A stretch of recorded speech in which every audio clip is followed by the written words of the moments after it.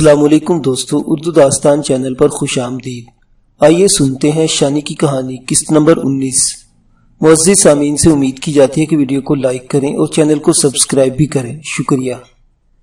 شانی ہر خطرے سے بے نیاز ہو چکی تھی۔ ان لمحوں میں اس کے اندر اتنی توانائی، اتنا اعتماد نہ جانے کہاں سے آ گیا تھا۔ اس کے دل کی گواہی تھی، یہ غنڈہ اسے گولی نہیں مار سکتا، یہ اسے گولی مار ہی نہیں سکتا۔ ایک وجدان تھا، ایک یقین تھا۔ یہ یقین اسے بے حد مستحکم قدموں سے مین گیٹ کی طرف لے جا رہا تھا۔ اس کے عقب میں 30-40 قدم پیچھے کامی کی چنگھاڑتی آواز پھر ابھری، میرے ہاتھ میں پستول ہے، میں گولی مار دوں گا۔ شانی تب تک گیٹ کے ہینڈل پر ہاتھ رکھ چکی تھی۔ اس نے کنڈی ہٹائی اور چھوٹا دروازہ کھول دیا۔ عقب میں موجود افراد اپنی دھمکی کو عملی جامہ نہیں پہنا سکے۔ یقیناً ان کے پاس آتش ہتھیار تھے، مگر وہ اسے استعمال نہیں کر پائے تھے۔ ہچکچاہٹ کے ان چند لمحات نے شانی کو گیٹ سے باہر پہنچا دیا۔ اب وہ گلی میں تھی۔ اسے اپنے عقب میں بھاگتے قدموں کی آواز آئی تو وہ پھر بھاگ اٹھی۔ خود کو ہلکا کرنے کے لیے اسے ٹیچی پہ اپنے ہاتھ سے گرا دیا۔ وہ پختہ سڑک پر لڑکتا ہوا دور چلا گیا۔ 40-50 میٹر کا فاصلہ شانی نے اسی طرح طے کیا۔ اب وہ ایک تاریک چوراہے پر تھی۔ یکجگہ گاڑی کے ٹائر سڑک پر گھسٹنے کی خوفناک آواز ابھری۔ اس کے ساتھ ہی ہیڈ لائٹس کی چمک نے شانی کی آنکھیں چٹھیا دی۔ چھپی سوزوکی کار کا بمپر اس کے گھٹنے سے بمشکل 6 انچ کے فاصلے پر رکا ہوگا۔ دروازہ کھلا، ایک ادھیڑ شخص نفیس سوٹ میں ملبوس باہر نکلا۔ پہلے تو اس کے تیوروں سے نظر آئے کہ وہ شانی کو سخت جھاڑ پلائے گا، مگر اس کا حلیہ اور تاثرات دیکھ کر وہ ٹھٹک گیا۔ شانی نے ہانپتی ہوئی آواز میں التجا کی، انکل وہ گنڈے میرے پیچھے آ رہے ہیں، خدا کے لیے مجھے بچائیے۔ اسی دوران میں ایک لمبا تڑنگا شخص بھی کار سے باہر نکل آیا۔ وہ ٹریفک پولیس کی وردی میں تھا۔ شانی نے مڑ کر دیکھا، کامی اور اس کے دونوں ساتھی 30-40 میٹر پیچھے ہی رک گئے تھے۔ گارڈ جیرا سڑک کے پار اندھیرے میں تھا۔ وردی والا شخص ٹریفک سارجنٹ تھا۔ اس نے ٹوپی اتار کر شاید گاڑی میں رکھی ہوئی تھی۔ گنجا سر بارش کی بوندوں سے بھیگ گیا اور ہیڈ لائٹس میں چمکنے لگا۔ کون ہے یہ لوگ؟ نفیس سوٹ والے نے پوچھا۔ مجھے پتہ نہیں انکل، مجھے جان سے مارنے کی دھمکی دے رہے ہیں۔ سارجنٹ چند قدم آگے آیا، اونچی آواز میں بولا، کون ہے بھائی؟ گارڈ چیرا پہلے ہی اجھل ہو چکا تھا۔ کامی کے ساتھی بھی پسپا ہو کر قریب کی گلی میں داخل ہو گئے۔ صرف کامی چند سیکنڈ کھڑا رہا، پھر وہ بھی گلی میں اجھل ہو گیا۔ نفیس سوٹ والے ادھیڑ شخص نے کہا، چلو تم گاڑی میں بیٹھ جاؤ، لہجے میں شفقت تھی۔ شانی نے ایک نظر اس کے مہربان چہرے پر ڈالی، پھر جلدی سے پچھلا دروازہ کھول کر گاڑی میں بیٹھ گئی۔ ٹریفک سارجنٹ اور ادھیڑ شخص بھی بڑبڑاتے ہوئے گاڑی میں آ بیٹھے۔ بس اکا دکا افراد 2 بند دکانوں کے سامنے کھڑے منظر دیکھ رہے تھے۔ ان میں سے کسی نے کوئی مداخلت نہیں کی۔ ادھیڑ شخص نے پھر اسٹیئرنگ سنبھالا اور گاڑی آگے بڑھا دی۔ تقریباً 1 کلومیٹر آگے جا کر ادھیڑ شخص نے کار روک دی۔ سارجنٹ اور وہ دونوں شانی سے سوالات کرنے میں مصروف ہو گئے۔ سوالات کی نوعیت وہی تھی جو ہونی چاہیے تھی، آپ کون ہیں، کہاں سے آئی ہیں، یہ لوگ آپ کے پیچھے کیسے لگے، انہوں نے کوئی نقصان تو نہیں پہنچایا، وغیرہ وغیرہ۔ شانی نے ان سوالات کے مختصر جواب دینے بتایا کہ گوجر خان سے اپنی ایک عزیز سہیلی سے ملنے یا لاہور آئی تھی، مگر اس سے ملاقات نہیں ہو سکی، اب وہ واپس جانا چاہتی ہے۔ اس نے ادھیڑ شخص سے درخواست کی، انکل آپ کسی طرح مجھے بس اڈے تک پہنچا دے تو آپ کی بڑی مہربانی ہوگی۔ ادھیڑ شخص نے کہا، میں تمہیں ضرور پہنچا دیتا، لیکن تم بالکل اکیلی ہو، موسم بھی ٹھیک نہیں، اس وقت سفر کرنے سے کہیں بہتر ہے کہ صبح تک انتظار کر لیا جائے۔ صبح تک میں کہاں رہوں گی؟ اگر مناسب سمجھو اور اپنے انکل پر اعتبار کر سکو تو ساتھ چلو، میرے گھر، وہاں تمہاری آنٹی ہے، دیگر لوگ ہیں، ان سے مل کر تمہیں خوشی ہوگی۔ لیکن ٹریفک سارجنٹ نے تائید کرتے ہوئے کہا، بیٹی یہ بھلے آدمی ہے، تم صبح تک ان کے لیے تھوڑا سا سہارا لے سکتی ہو۔ تھوڑی سی ہچکچاہٹ اور تھوڑی سی مزید گفتگو کے بعد شانی گھر چلنے پر آمادہ ہو گئی۔ ٹریفک سارجنٹ صاحب راستے میں اتر گئے۔ جب انہوں نے ادھیڑ شخص کا شکریہ وغیرہ ادا کیا تو شانی کو پتہ چلا کہ وہ راستے میں لفٹ لے کر گاڑی میں بیٹھے تھے۔ ان کے جانے کے بعد شانی اور ادھیڑ شخص گاڑی میں تنہا رہ گئے۔ ادھیڑ شخص کے انداز میں شائستگی اور کسی حد تک شفقت بھی تھی۔ شانی کو محسوس ہونے لگا کہ وہ ایک اچھے شخص کی تحویل میں ہے۔ عمومی نوعیت کے سوال جواب کرتے ہوئے وہ لوگ ایک رہائشی علاقے میں داخل ہوئے۔ بالآخر گاڑی ایک کوٹھینو مکان کے سامنے جا رکی۔ ہارن کی آواز پر ایک نومر لڑکے نے دروازہ کھولا اور وہ اندر چلے گئے۔ یہاں شانی کی ملاقات ایک ادھیڑ خاتون سے ہوئی۔ یہ نفیس سوٹ والے انکل کی بیوی تھی۔ شانی کو انکل کا نام ریاض عثمانی معلوم ہوا۔ وہ ایک سرکاری ملازم تھے۔ یہ اپنی بیوی، 2 بچے اور ایک ملازم کے ساتھ رہتے تھے۔ ان کی ایک بچی کی شادی بھی 2-3 ہفتے پہلے ہی ہوئی تھی۔ ادھیڑ عورت نے بڑے اصرار کے ساتھ شانی کو کھانا کھلایا اور پھر اس سے باتیں کرتی رہی۔ ان کی باتوں میں شانی کو اپنائیت ملی اور تحفظ کا احساس ہوا۔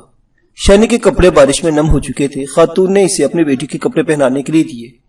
رات کے آخری پہر خاتون نے اصرار کر کے شانی کو آرام کرنے کے لیے کہا۔ ان کے اصرار پر شانی لیٹ گئی، لیکن نیند اس کی آنکھوں سے کوسوں دور تھی۔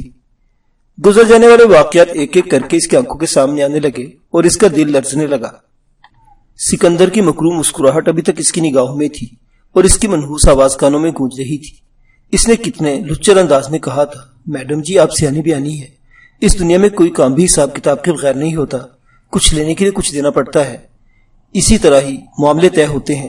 اور پھر کامی کی وہ کڑکتی آواز جس نے بھاگتی ہوئی شانی کا پیچھا کیا تھا، رک جاؤ ورنہ گولی مار دوں گا، رک جاؤ۔ وہ سوچتی رہی اور کروٹیں لیتی رہی۔ اسے کچھ عرصہ پہلے اخبار میں پڑھی ہوئی خبر یاد آ رہی تھی۔ گھر سے بھاگنے والے ایک بالغ لڑکے لڑکی کو شیخو پورہ کے قریب کچھ اوباش افراد نے پکڑ لیا تھا۔ ایک باغ میں ایک درخت کے نیچے رات پر لڑکے کو الٹا لٹکائے رکھا تھا۔ اسے خاموش رکھنے کے لیے منہ میں کپڑا ٹھونس دیا گیا تھا۔ ایک قریبی کولڈ سٹور میں لڑکی کی عزت لوٹی جاتی رہی تھی۔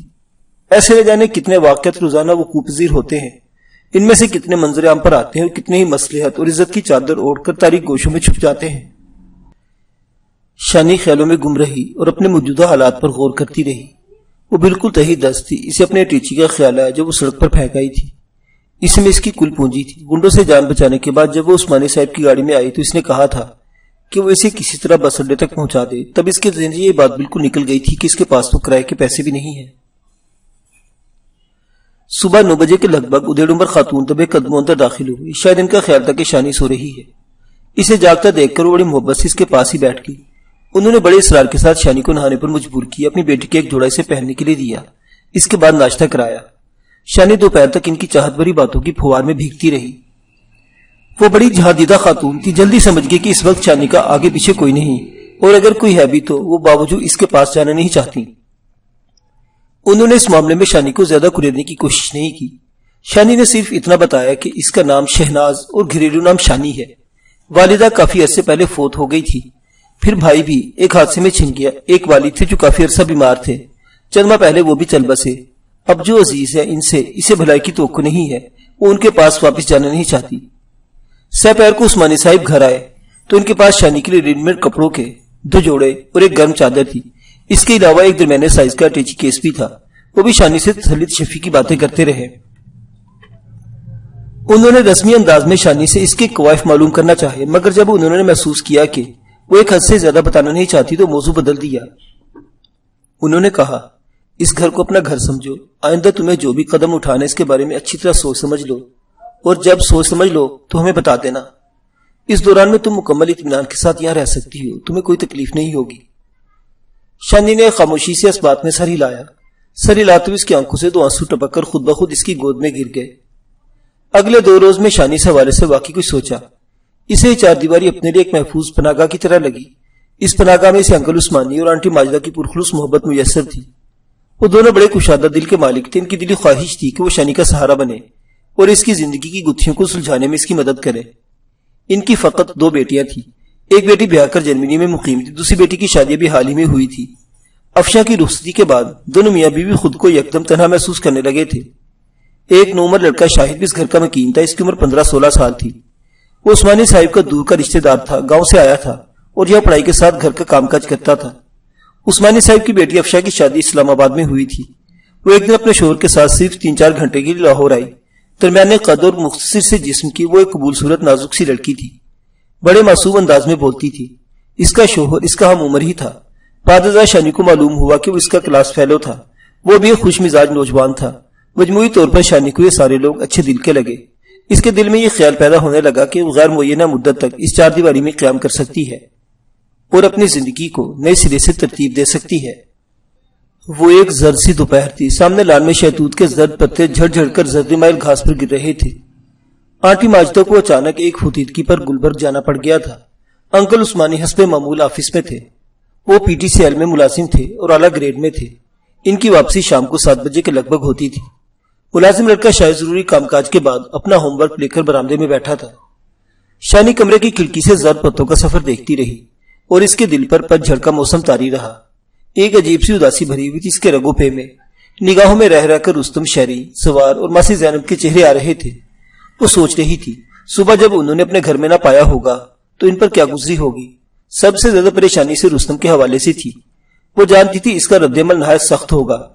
شانی کا چھوڑا ہوا خط پانے کے بعد وہ دیوانوں کی طرح سے ڈھونڈنے نکل گیا ہوگا۔ اب بھی وہ نہ جانے کہاں کیا کرتا پھر رہا ہوگا، کہاں بھٹک رہا تھا۔ شانی نے اب تک اسے دکھ کے سوا کچھ نہیں دیا تھا اور شاید وہ دوسری چیز اسے دے بھی نہیں سکتی تھی۔ اچانک فون کی گھنٹی نے اسے چونکا دیا۔ شاہد کرسی پر بیٹھے بیٹھے سو گیا تھا۔ شانی خود ہی ٹیلی فون تک پہنچی، اسے ریسیور اٹھا کر پوچھا کون ہے؟ کرخت لہجے میں پوچھا گیا عثمانی کہاں ہے؟ جی وہ تو دفتر میں ہے۔ دفتر میں نہیں ہے وہ؟ پھر مجھے پتا نہیں جی، تم کون ہو؟ میں ان کی عزیزہ ہوں۔ دیکھو جب وہ آئے تو اسے بتا دو کہ مجھ سے دفتر میں آ کر ملے، ورنہ مجھے پھر کوئی دوسرا راستہ اختیار کرنا ہوگا۔ میں قاسم برلاس بول رہا ہوں۔ اس کے ساتھ ہی فون بند کر دیا گیا۔ پتہ نہیں یہ کون تھا جس نے اتنے تند لہجے میں بات کی تھی۔ عثمانی صاحب بظاہر تو ایسے آدمی نہیں لگتے تھے جن سے لوگوں کو شدید قسم کی شکایات پیدا ہوتی ہوں۔ وہ کچھ دیر تک اس فون کال پر غور کرتی رہی، پھر چاول پکانے کے لیے کچن میں چلی گئی۔ وہ نہیں چاہتی تھی کہ جب آنٹی واپس آئے تو انہیں پھر سے کچن میں گھسنا پڑے۔ اس نے 2-4 روز میں کچن کا بہت سا کام اپنے ذمہ لے لیا تھا، بلکہ اکثر وہ ایسے کام بھی کر گزرتی تھی جو دراصل شاہد کی ذمہ داری تھی۔ یہی وجہ تھی کہ وہ بھی اس سے بہت خوش تھا۔ بھیگے وہ چاولوں کو چولہے پر چڑھا کر وہ فارغ ہوئی تھی کہ دروازے پر کال بیل ہوئی۔ پہلے تو اسے سوچا کہ آواز دے کر شاہد کو جگائے، لیکن وہ تھک کر سویا ہوا تھا، اسے جگانا شانی کو اچھا نہیں لگا۔ وہ سر پر اوڑھنی درست کرتی ہوئی خود ہی دروازے پر پہنچی۔ دوسری طرف عثمانی صاحب خود تھے۔ شانی نے دروازہ کھولا تو ایک طرف ہٹ کر کھڑی ہو گئی۔ آج آپ جلدی آ گئے؟ ہاں سر میں درد ہو رہا ہے۔ وہ انگلیوں سے پیشانی کو مسل کر بولے، گاڑی کہاں ہے؟ ذرا ورکشاپ گئی ہے، مستری مجھے ڈراپ کر کے چلا گیا ہے۔ پھر ذرا توقف سے بولے، ماجدہ تو شاید گلبرگ گئی ہوگی فوتیدگی پر۔ شانی نے اس بات میں جواب دیا۔ عثمانی صاحب اپنے کمرے میں چلے گئے اور ٹائی جوتے وغیرہ اتارنے لگے۔ آپ چائے پیئیں گے؟ شانی نے پوچھا۔ ہاں اچھی سی چائے مل جائے تو کیا بات ہے۔ شانی کچن میں چلی گئی اور 10 منٹ میں گرما گرم چائے لے کر آئی۔ اس وقت تک عثمانی صاحب شلوار قمیص پہن کر صوفے پر دراز ہو چکے تھے۔ شانی نے کچھ دیر پہلے آنے والی فون کال کے بارے میں بتانا چاہتی تھی، مگر وہ اپنی طبیعت ناساز بتا رہے تھے، اس لیے اس نے بہتر سمجھا کہ انہیں تھوڑا سا آرام کرنے دے۔ عثمانی صاحب اٹھ کر چائے کھیل کھیل کی چسکیاں لینے لگے۔ شانی پاس ہی کھڑی تھی۔ وہ بولے، بیٹھ جاؤ بھائی، تم تو نظر ہی نہیں آتی ہو۔ بس بیٹھ جاؤ نا، انہوں نے زور دے کر کہا۔ شانی پاس ہی سنگل صوفے پر بیٹھ کے اسے تنہا کمرے میں کچھ ہچکچاہٹ سے محسوس ہوئی تھی۔ چائے پینے کے بعد عثمانی صاحب پھر صوفے پر دراز ہو گئے۔ ان کی انگلیاں گاہے بگاہے اپنی پیشانی کو مسلنے لگی۔ آپ ڈسپلن وغیرہ کیوں نہیں کھا لیتے؟ نہیں وہ مجھے موافق نہیں آتی۔ تو ذرا دبوا لیں، شانی نے کہا۔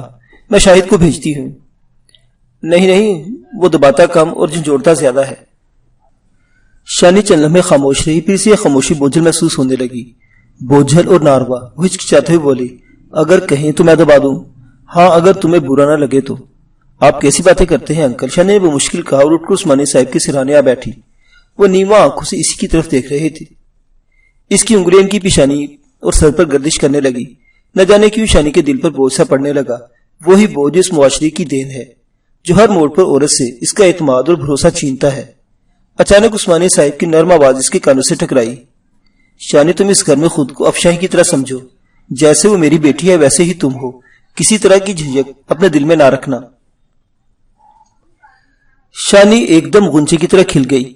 اس کے ہاتھ مزید اپنایت اور مستعدی سے عثمانی صاحب کی پیشانی پر حرکت کرنے لگے۔ وہ بولی، انکل یہ آپ کی محبت ہی ہے جس کی وجہ سے چار دیواری مجھے اپنے گھر کی طرح لگتی ہے۔ یہ تمہارا گھر ہے بیٹی، تم جب تک چاہو یہاں رہ سکتی ہو۔ میں اور ماجدہ ہر طرح سے تمہارا ساتھ دینے کو تیار ہیں۔ شکریہ انکل، آپ کا یہ کہہ دینا ہی بہت ہے۔ وہ سوچ رہی تھی انسان کے اندازے کتنے غلط ہوتے ہیں، اس کی سوچ کتنی محدود ہے۔ ابھی کچھ دیر پہلے عثمانی صاحب کے بارے میں انجانی اندیشی اس کے ذہن میں سر اٹھا رہے تھے، لیکن اب ذہن ایک دم صاف ہو گیا تھا۔ وہ خود کو ہلکی پھلکی محسوس کر رہی تھی۔ ایک جادو سا تھا لفظ بیٹی میں۔ اچانک اسے کچھ دیر پہلے کی ٹیلی فون کال یاد آئی۔ وہ بولی، انکل ابھی تھوڑی دیر پہلے کسی قاسم صاحب کو فون آیا تھا، بڑے اکھڑے اکھڑے لہجے میں بول رہے تھے۔ شانی نے دیکھا کہ ایک دم انکل عثمانی کا رنگ زرد ہو گیا، اٹھ کر بیٹھ گئے۔ کب آیا تھا فون؟ ان کی آواز میں ہلکی سی لرزش تھی۔ آپ کے آنے سے پہلے وہ کہہ رہے تھے آپ جلد سے جلد ان سے دفتر میں ملیں۔ ٹھیک ہے میں دیکھ لوں گا۔ انکل عثمانی نے خود کو سنبھالنے کی کوشش کرتے ہوئے کہا۔ اس کے بعد بھی شانی 5-10 منٹ تک ان کے پاس رہی، مگر ان کی توجہ منتشر تھی اور وہ پریشان نظر آ رہے تھے۔ یہ تیسرے روز سپہر کی بات ہے، اتوار کی چھٹی تھی۔ انکل عثمانی گھر میں ہی تھے۔ شانی اپنا دھیان بٹانے کے لیے ٹی وی دیکھ رہی تھی۔ آنٹی ماجدہ ذرا گھبرائی ہوئی اندر داخل ہوئی۔ بیٹی شانی تم بڑی اچھی سی چائے بنا لیتی ہو، ذرا بنا دو، تمہارے انکل کے خاص مہمان آئے ہیں، میں شاہی سے کہہ کر بسکٹ وغیرہ منگوا لوں۔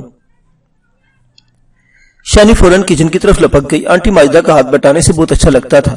جب وہ چائے بنا رہی تھی انکل عثمانی کچھ گھبرائے سے کچن میں آئے، ادھر ادھر نگاہ اڑا کر واپس چلے گئے۔ اسی دوران میں شاہی چائے کے بہت سے لوازمات لے آیا۔ آنٹی ماجدہ سب کوئی ٹرالی میں سجانے لگی۔ شانی کو محسوس ہو رہا تھا کہ ان کے ہاتھ کانپ رہے ہیں۔ وہ واضح طور پر نروس تھی۔ اسی دوران وہ دوبارہ انکل عثمانی کی صورت کچن کے دروازے پر نظر آئی۔ انہوں نے کہا، شانی بیٹی، اگر تم خود ہی چائے لے آؤ تو بہتر ہے۔ شاید وہ نہ بھی کہتے تو شانی آنٹی کو ڈرائنگ روم میں نہ جانے دیتی۔ وہ سر اور سینے پر آنچل کو درست کرتی ہوئی ٹی ٹرالی کے ساتھ ڈرائنگ روم میں جا پہنچی، جہاں انکل عثمانی کے علاوہ 2 افراد تھے۔ ان میں سے ایک شخص خاصا لمبا چوڑا تھا، اس کے سر کا نصف سے زیادہ گنجا تھا، گال پھولے ہوئے تھے، وہ پینٹ اور جرسی میں تھا، عمر 40 کے قریب رہی ہوگی۔ دوسرا شخص درمیانے قد کاٹ کا تھا۔ اس کلرک ٹائپ شخص کی آنکھوں پر موٹی شیشوں کی اینک تھی۔ اس کے سامنے میز پر ایک فائل رکھی ہوئی تھی۔ السلام علیکم، شانی نے کہا۔ گرانے والے شخص نے سر کے اشارے سے جواب دیا، پھر افسرانہ شان کے ساتھ انکل عثمانی سے پوچھا، عثمانی یہ کون ہے؟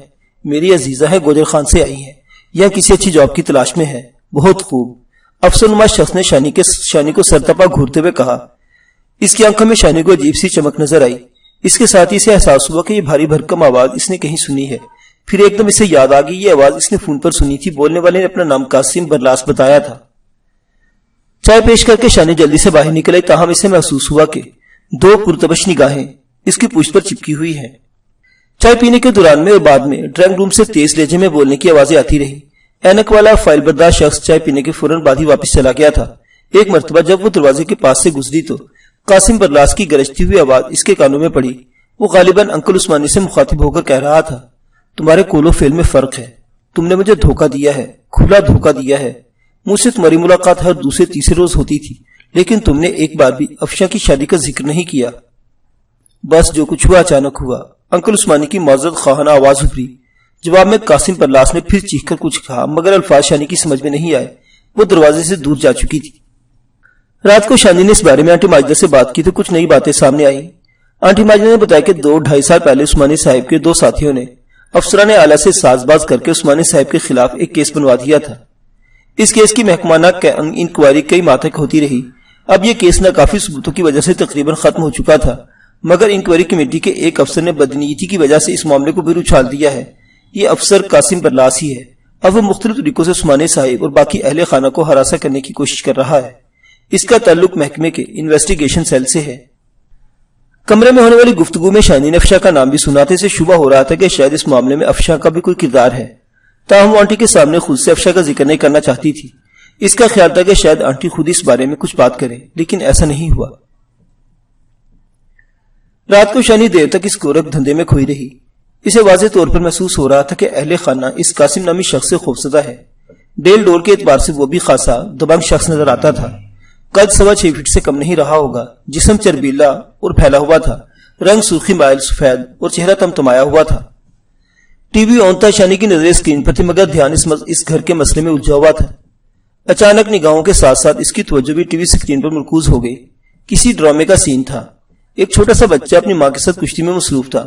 نہ جانے کیوں بچے اور اس کی ماں کو دیکھ کر شانی کو منا یاد آ گیا۔ اپنی شرارت بھری آنکھوں، چمکیلی پیشانی اور گلابی ہونٹوں کے ساتھ اس کی پوری تصویر شانی کے تصور میں اجاگر ہو گئی۔ ایک روز مننے نے بھی اسی طرح شانی سے کشتی کی تھی۔ وہ چاہتا تھا کہ شانی پتنگ اڑانے میں اس کی مدد کرے، اور پھر وہ بیچارہ روشن دان کے چھجے سے گر کر زخمی ہو گیا تھا۔ شانی نے اسے اپنے بستر پر لٹایا تھا، لیکن اتفاق سے اس رات وہ بستر خالی نہیں تھا۔ اس پر شانی کے ساتھ کسی اور کو لیٹنا تھا، اور وہ ہر صورت لیٹنا تھا۔ شانی روتے بسورتے مننے کو اٹھا کر بھابو کے پاس چھوڑ آئی تھی اور بستر اپنے مخمور شوہر کے لیے خالی کر دیا تھا۔ آہ، کتنی ناخوشگوار یادیں نارپور کی بلند و بالا حویلی سے منسوب تھی۔ پھر شانی کا دھیان مننے سے بھابو وغیرہ کی طرف منتقل ہو گیا۔ پتہ نہیں وہ کہاں تھے، کیا کر رہے تھے، اسے بھی یاد کرتے تھے یا نہیں۔ ان کے لیے تو یقیناً شانی مر چکی تھی۔ ان کے لیے شانی کی یادیں ایک مرے ہوئے کی یادیں ہو سکتی تھی۔ شانی ان بچھڑے ہوئوں کے بارے میں سوچتی رہی۔ چچی پروین، تایا معصوم، بابا فخری، خادم حسین، سکینہ، سغرا، کتنے ہی ایسے چہرے تھے جنہیں وہ دیکھنا چاہتی تھی، جنہیں دیکھنے کے لیے تڑپ رہی تھی۔ ہاں، ایک اور چہرہ بھی تھا جو بہت اہم تھا، جو آپ ہی بہت اہم ہو گیا تھا۔ شانی کے نہ چاہنے کے باوجود وہ شخص اس کے دماغ کے حصے پر قابض تھا۔ وہ اسے راولپنڈی میں چھوڑ کر دور چلی آئی تھی، لیکن اس کے خیالات ہر وقت اس کے تعاقب میں تھے۔ یہ کیسا پھندا تھا، یہ کیسی زنجیریں تھی، اور دور جا کر بھی دور نہیں جا سکتی تھی۔ شانی کی دلی خواہش تھی کہ وہ راولپنڈی چھوڑ کر آزاد علاقے میں جا چکا ہو، ان سنگین خطرات کے نرغے سے نکل چکا ہو جو اس کے گردی ہر گھڑی گھیرا تنگ کر رہے تھے۔ مگر کیا واقعی ایسا ہو چکا ہوگا؟ یہ بڑا مشکل سوال تھا۔ اس حوالے سے سوچتے ہوئے شانی کے ذہن میں خوش اندام نادیہ کا خیال بھی بار بار آتا تھا۔ وہ آسانی سے ہار ماننے والی نہیں تھی۔ رستم ہر گھڑی اس کی نگاہ میں تھا۔ وہ اس پر بری طرح فریفتہ تھی۔ عین ممکن تھا کہ وہ کسی طرح اسے آزاد علاقے میں جانے سے روک لیتی، اور یہ بھی ہو سکتا تھا کہ وہ اس کے ساتھ ہی آزاد علاقے میں پہنچ جاتی۔ کچھ بھی ہو سکتا تھا، مگر یہ سب کچھ تب ہو سکتا تھا جب رستم شانی کے لکھے ہوئے آخری خط پر بھروسہ کرتا اور اس کی تلاش کا خیال کم از کم وقتی طور پر دل سے نکال دیتا۔ اگلے روز شانی کو اس کیس کے بارے میں کچھ مزید معلومات حاصل ہوئی جو بقول انٹی ماجدہ کچھ بدخواہوں نے انکل عثمانی پر بنوایا تھا۔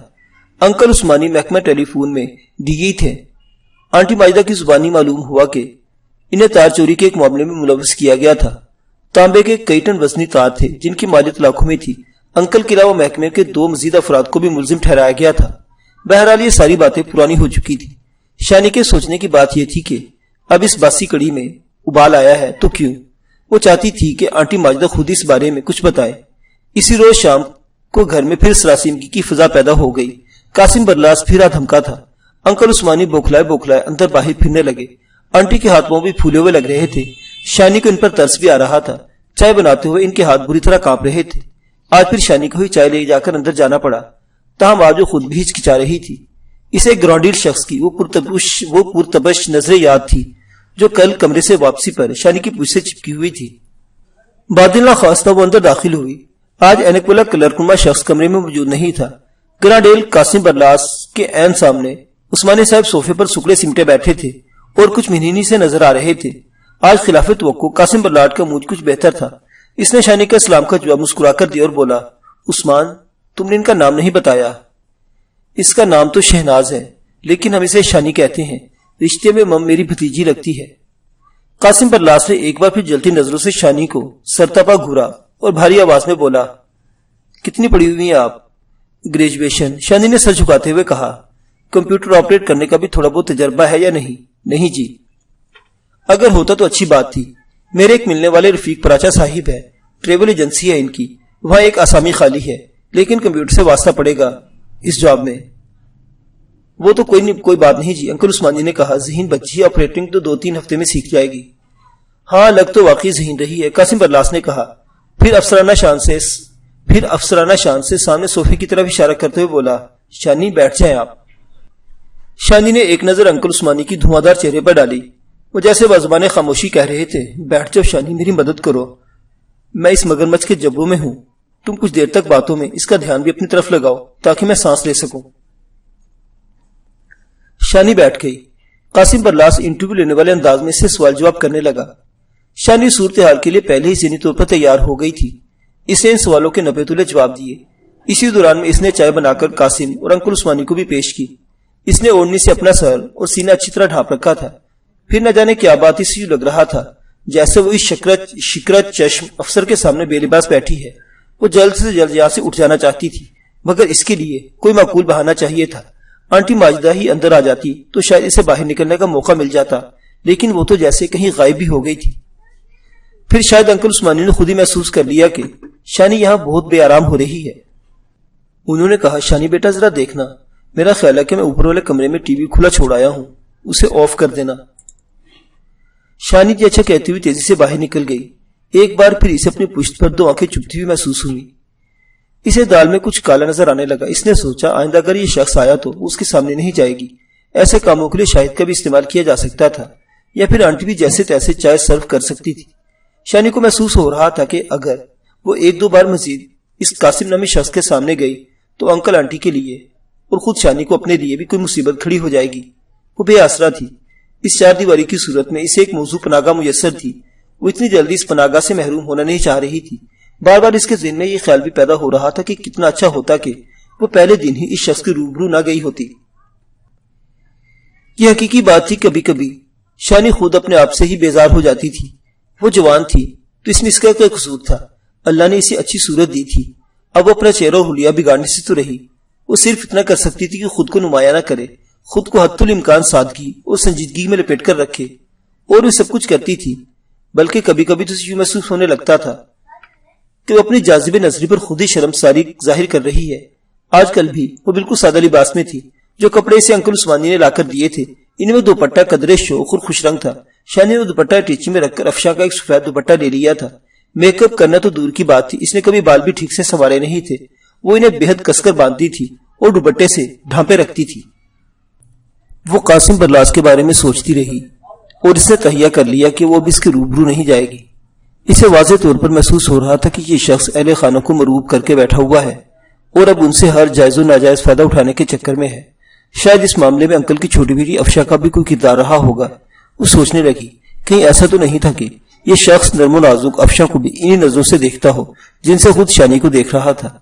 شانی نے جب سے اس امکان کو اس فکرے کے ساتھ جوڑا جو اس نے چند دن پہلے قاسم برلاس کے منہ سے سنا تھا تو صورتحال کی ایک دھندلی سی تصویر نظر آنے لگی۔ اس روز قاسم برلاس نے بڑے تپے ہوئے لہجے میں کہا تھا، عثمانی تم نے مجھے دھوکہ دیا ہے، کھلا دھوکہ دیا ہے۔ مجھ سے تمہاری ملاقات ہر دوسرے تیسرے روز ہوتی تھی لیکن تم نے ایک بار بھی افسا کی شادی کا ذکر نہیں کیا۔ 4-5 دن خیریت سے گزر گئے۔ انکل عثمانی نے شانی سے قاسم کے بارے میں کوئی بات نہیں کی، نہ ہی آنٹی ماجدہ نے کچھ بتایا۔ پھر ایک دن قاسم بلائے ناگہانی کی طرح پھر آدھم کا شو میں قسمت اس دن آنٹی ماجدہ کے علاوہ لڑکا شاہد بھی گھر میں نہیں تھا۔ وہ دونوں مہینے کا سودا صرف لینے ڈپارٹمنٹل سٹور گئے تھے۔ مرتی کیا نہ کرتی کہ مستاق شانی کو خود ہی چائے بنانی پڑی اور خود ہی پیش کرنا پڑی۔ کچھ دیر کے لیے وہ تذبذب کا شکار ضرور ہوئی مگر پھر انکل عثمانی کا زرد چہرہ دیکھ کر اور ان کے جسم کی کپکپاہٹ محسوس کر کے اس نے قاسم کے سامنے نہ جانے کا ارادہ بدل دیا۔ قاسم برلاس اس روز خوشگوار موڈ میں تھا۔ وہ کچھ مٹھائی اور پھل بھی لے کر آیا تھا۔ اس کا مخصوص لباس پتلون اور جرسی تھا۔ اس کا نصف گنجا سر ٹیوب لائٹ کی روشنی میں دمکتا رہتا تھا۔ اس سٹل میدان کی وجہ سے اس کا چہرہ کچھ اور بھی وسیع اور عریض معلوم ہوتا تھا۔ قاسم نے انکل عثمانی اور شانی کو مشترکہ طور پر یہ نویس سنائی کہ اس نے اپنے دوست پراچا صاحب سے بات کر لی ہے۔ امید ہے کہ کمپیوٹر آپریٹنگ کیے بغیر بھی کام چل جائے گا اور شانی کو یہ جاب مل جائے گی۔ شانی خاموشی سے سنتی رہی۔ اس نے ہاں یا نہ میں کوئی جواب نہیں دیا۔ ہاں انکل عثمانی کی باتوں سے اندازہ ہوتا تھا کہ انہیں قاسم کی آفر بری نہیں لگی۔ ابھی وہ تینوں ڈرائنگ روم میں بیٹھے چائے پی رہے تھے کہ فون کی گھنٹی بج اٹھی۔ عثمانی صاحب نے ریسیور اٹھایا۔ کون؟ ماجدہ کیا ہوا؟ انہوں نے چاروں لفظ وقفے وقفے سے کہے۔ دوسری طرف سے کچھ کہا گیا۔ عثمانی صاحب بولے، اوہ گاڈ، کتنے روپے تھے؟ جواب میں آنٹی ماجدہ نے تفصیل بتائی۔ عثمانی صاحب پریشان لہجے میں بولے، لیکن یہاں قاسم صاحب آئے ہوئے ہیں، بہرحال میں آنے کی کوشش کرتا ہوں۔ فون بند کر کے انہوں نے بتایا ماجدہ سے 2 موٹر سائیکل سوار لڑکوں نے پرس چھین لیا ہے۔ 10-12 ہزار روپے تھے اس میں، یا مین مارکیٹ میں ہے وہ لوگ۔ تو تم جاؤ ہو آؤ، کہو تو میں بھی ساتھ چلتا ہوں۔ قاسم برلاس نے کہا، نہیں آپ کیوں زحمت کریں گے، یہ کوئی ایسا بڑا معاملہ نہیں ہے، آپ بیٹھے میں بھی آتا ہوں۔ انکل عثمانی قدرے فکر مندی کے عالم میں اپنی سوزوکی کار لے کر نکل گئے۔ گھر میں آنن فانن قاسم اور شانی تنہا رہ گئے۔ شانی کے دل کی دھک دھک میں اضافہ ہو گیا، وہ اپنے آپ میں سمٹ سی گئی۔ کیا سوچ رہی ہیں آپ؟ قاسم برلاس نے سگریٹ سلگاتے ہوئے کہا، پھر خود ہی بول پڑا، پریشان ہونے کی ضرورت نہیں، عثمانی جہاں دیدہ بندہ ہے معاملے کو سنبھال لے گا۔ آپ چائے پیئیں گے؟ شانی نے برائے بات کی۔ نہیں، چائے کی تو ضرورت نہیں، لیکن اگر آپ کچھ کھلانا پلانا ہی ہے تو پھر مولی والا ایک پراٹھا کھلا دیجئے۔ جب میں داخل ہوا تھا تو مولی والے پراٹھے کی خوشبو آ رہی تھی۔ ہاں، وہ میں پکا رہی تھی انکل کی فرمائش پر۔ بڑے خوش قسمت ہے بھائی آپ کے انکل، قاسم نے معنی خیز انداز میں کہا۔ اچھا، میں آپ کے لیے لاتی ہوں، شانی نے اٹھتے ہوئے کہا اور کچن میں چلی گئی۔ آٹا گوند رکھا تھا، مولی بھی کدوکش کی ہوئی تھی۔ شانی نے پیڑا بنایا اور توے پر گھی پھیلایا۔ ساتھ ساتھ وہ گھر کے بند دروازوں اور اس اکیلے غیر مرد کے بارے میں بھی سوچ رہی تھی جو اس 4 دیواری میں اس کے ساتھ موجود تھا۔ اگر خدا نہ خواستہ اس کی نیت میں کوئی فتور پیدا ہو جاتا تو کیا ہوتا؟ وہ مرد تھا، بلکہ ایک گرانڈیل مرد تھا۔ شانی کی تو شاید چیخو پکار بھی کھڑکیوں سے باہر نہ جا سکتی۔ وہ خود کو بے چین محسوس کر رہی تھی لیکن ساتھ ساتھ کام میں بھی لگی ہوئی تھی۔ ذہن میں یہ خدشہ بھی تھا کہ کہیں ایسا تو نہیں کہ قاسم نے انکل اور آنٹی کو کسی جال میں الجھایا ہو۔ این موقع پر اس طرح کی فون کال کو آنا کیا معنی رکھتا تھا؟ وہ پراٹھا الٹ رہی تھی جب اچانک اسے اپنے پشت پر کسی کی موجودگی کا احساس ہوا۔ وہ پرتپش نگاہیں جو اس کی پشت سے چپک سی جاتی تھی۔ اس نے ایک دم پلٹ کر دیکھا، وہ اس کے کمرے میں موجود تھا۔ اس کے بھاری بھرکم وجود نے پورے دروازے کو ڈھانپ رکھا تھا۔ وہ دونوں ہاتھ سینے پر باندھے نہ جانے کتنی دیر سے بڑی محویت کے ساتھ شانی کو دیکھ رہا تھا۔ وہ اتنی مگن تھی کہ اسے اس کی آمد کا احساس نہیں ہوا تھا۔ زمین پر لٹکتا دوپٹہ اس نے جلدی سے اپنے گریبان اور سر پر پھیلایا۔ چہرے پر جھولتی بالوں کی آوارہ لٹے کانوں کے پیچھے اٹھ سی اور خود کو سنبھالتے ہوئے بولی، آپ بیٹھیے، میں لے کر آتی ہوں۔ وہ بے باکی سے بولا، مجھے لگتا ہے کہ پراٹھا کھانے میں اتنا مزہ نہیں آئے گا جتنا پراٹھا پکتا ہوا دیکھنے میں آ رہا ہے۔ بس تقریباً تیار ہو گیا ہے۔ شانی نے دوپٹہ سینے پر کھینچا اور میکانیکی انداز میں بائیں ہاتھ سے اپنے پشت پر تک پھیلا لیا۔ وہ ڈھٹائی سے وہاں کھڑا رہا اور شانی کو دیکھتا رہا۔ شانی کی گھبراہٹ میں اضافہ ہوتا جا رہا تھا۔ اسے ہرگز توقع نہیں تھی کہ وہ یوں کچن تک چلا آئے گا۔ کچھ دیر بعد اس کی گونجدار آواز شانی کی سماعت سے ٹکرائی۔ بھائی، مولی والے پراٹھے کا مزہ تو دہی کی لسی کے ساتھ ہی آتا ہے۔ لسی بھی مل جائے گی سر۔ شانی نے لہجے میں خوش اخلاقی برقرار رکھنے کی کوشش کی۔ پراٹھا اتار کر وہ جلدی جلدی لسی بنانے لگی۔ سٹیل کے جگ میں مدھانی چلاتے اس کا سارا جسم ڈولنے لگا تھا۔ جسم کا ڈولنا نارمل بات تھی، لیکن جن نظروں کے سامنے ایسا ہو رہا تھا وہ ہرگز نارمل نہیں تھی۔ وہ حجاب کے سبب اپنے اندر سمٹ سی گئی۔ مدھانی پر اس کے ہاتھوں کی حرکت مدھم پڑنے لگی۔ تب پانی لینے کے بہانے اس نے اپنا رخ تھوڑا سا پھیر لیا۔ نظارہ اوجھل ہو گیا تو دیکھنے والا بھی پیچھے ہٹ گیا۔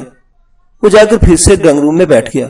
شانی کے اندیشے لمحہ بلمحہ گمبھیر ہوتے جا رہے تھے۔ لسی تیار ہو گئی تو اس نے پراٹھا ٹرے میں رکھا۔ وہ دوپٹے کو اچھی طرح درست کرتے ہوئے ڈرائنگ روم میں آ گئی۔ وہ درزیدہ نظروں سے اسی کی جانب دیکھ رہا تھا۔ نیم گرم پراٹھے کے چند لقمے لینے کے بعد اس نے نمکین لسی کے 2-4 گھونٹ بھرے۔ وہ تائیدی انداز میں سر ہلایا۔ تمہارے ہاتھ میں بہت سواد ہے بھائی۔ ایسے پراٹھے کھانے کے لیے تو بندے کو 100 میل سے چل کر آنا پڑے تو بھی گھاٹے کا سودا نہیں۔ شکریہ سر۔ ارے پھر وہی سر۔ وہ زور سے ہنسا اور اس کے جسم کے ساتھ ساتھ پورا صوفہ بھی ہلتا ہوا محسوس ہوا۔ یہ قاسم اس قاسم وسیلے سے کتنا مختلف تھا جو چند روز پہلے انکل عثمانی پر برس رہا تھا۔ اس کا چوڑا جبڑا تو پراٹھا چبا رہا تھا، مگر اس کی نظریں جیسے شانی کو چبا رہی تھی۔ اس بند چار دیواری کے اندر شانی کی پیشانی ارقالود تھی۔ اس کی خواہش تھی کہ انکل اور آنٹی جلد از جلد واپس آ جائے۔ معزز سامعین حضرات، شانی کی کہانی ابھی جاری ہے۔ بقیہ واقعات اگلی قسط میں۔ دیکھتے رہیے اردو داستان۔ اللہ حافظ۔